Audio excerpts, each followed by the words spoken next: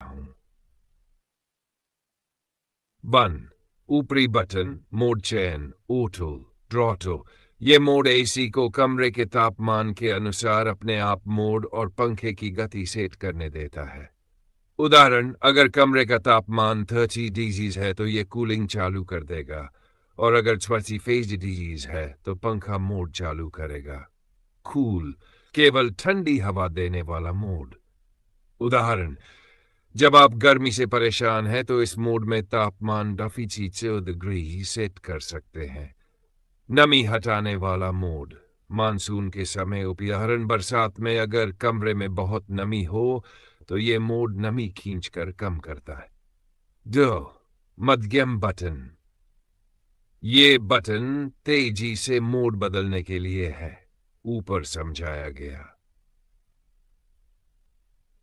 Automatic mode जैसा ऊपर बताया। ठंडी हवा के लिए। 3 केंद्र बटन गुलाबी पावर बटन और आसपास किटन। एसी चालू या बंद करने के लिए। एसी का फिल्टर चेक करने का फंक्शन। उदाहरण, महीने में एक बार इसे दबाकर चेक करें कि फिल्टर क्लीन करने की जरूरत तो नहीं। केवल पंखे को चलाने के लिए, कूलिंग नहीं होगी। उदाहरण, अगर मौसम अच्छा है और केवल हवा चाहिए तो यह मोड उपयोग करें।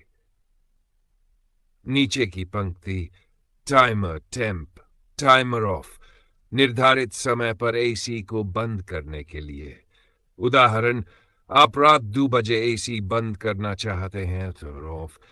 टाइमर ऑन निर्धारित समय पर एसी को चालू करने के लिए।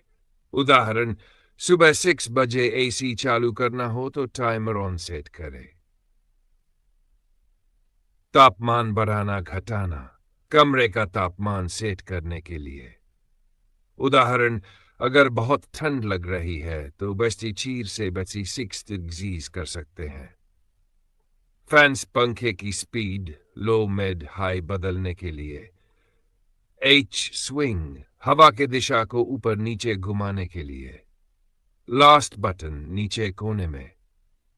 यह आमतौर पर वर्टिकल स्विंग या लूवर कंट्रोल हो सकता है, जिससे हवा की दिशा दाएं बाएं की जा सकती है।